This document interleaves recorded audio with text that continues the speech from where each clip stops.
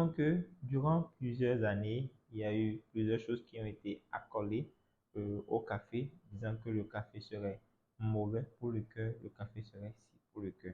Ça fait que vous verrez généralement un groupe de personnes qui seraient consommateurs de café et l'autre groupe qui ne serait pas consommateur de café. Et ceux qui ne consommeraient pas de café penseraient qu'ils sont ceux qui seraient mieux protégés que ceux qui consommeraient le café. Alors, aujourd'hui, notons que le café protégerait, à ce qu'il paraît, et selon plusieurs études, le cœur et le vaisseau, compte tenu de son effet anti-inflammatoire et de son effet antioxydant. Notons que le café ne contient pas que de la caféine. Le café contient aussi d'autres dizaines de substances qui ont surtout un effet antioxydant et la caféine même en réaction a un effet anti-inflammatoire. Alors, il faut déjà savoir qu'avec le vieillissement, on a une sorte une augmentation, une accumulation, je dirais, du métabolisme qui est associé à une augmentation du stress oxydatif. Ces éléments associés vont sécréter des substances qui sont considérées pour le système immunitaire comme étant toxiques, ce qui va déclencher une réponse inflammatoire.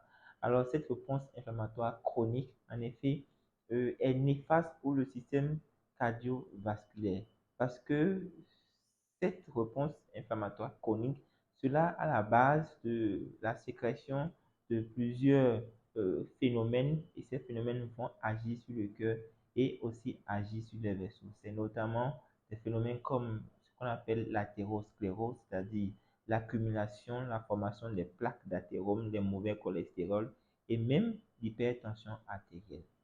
Et donc, vu que nous avons dit tout à l'heure que dans le café, nous avons de la caféine qui a un rôle anti-inflammatoire, nous avons aussi d'autres substances qui ont notamment un rôle antioxydant. Ces deux éléments, ces deux substances, ces deux propriétés du café vont protéger en effet le cœur et les vaisseaux.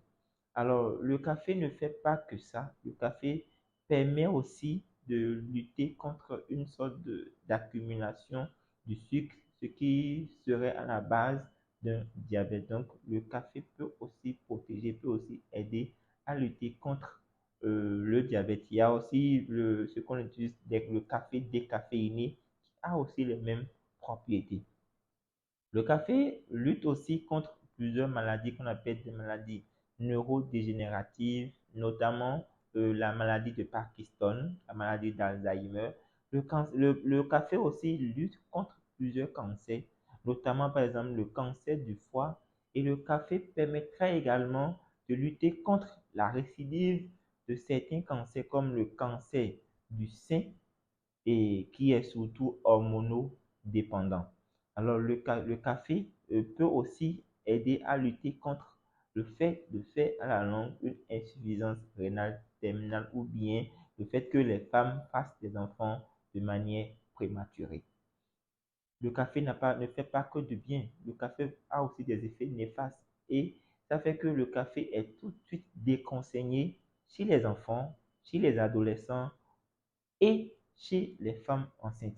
Ou si vous avez des maladies du cœur, comme des maladies où votre cœur s'emballe, c'est-à-dire des troubles de rythme, ou bien si vous avez des maladies où votre fréquence cardiaque est tout le temps élevée, ou chez les gens qui ont l'hypertension artérielle, le café est déconseillé parce que la consommation du café serait associée à une augmentation de la fréquence cardiaque et légèrement d'une augmentation aussi de la tension artérielle.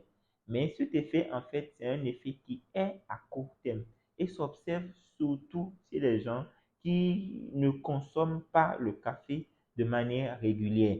Chez les gens qui consomment le café de manière régulière, il y a une sorte d'adaptation qui fait que le café ne provoque plus cette augmentation de la fréquence cardiaque ou cette augmentation légère de la pression artérielle. Et du coup, ne pose pas énormément de problèmes chez ces gens de personnes. Donc, pour finir, nous allons vous dire que c'est vrai que durant plusieurs années, le café a été associé à des effets néfastes. On a toujours pensé que le café serait mauvais pour le cœur, pour les vaisseaux également. C'est vrai on parle du café, mais ça, c'est le vrai café.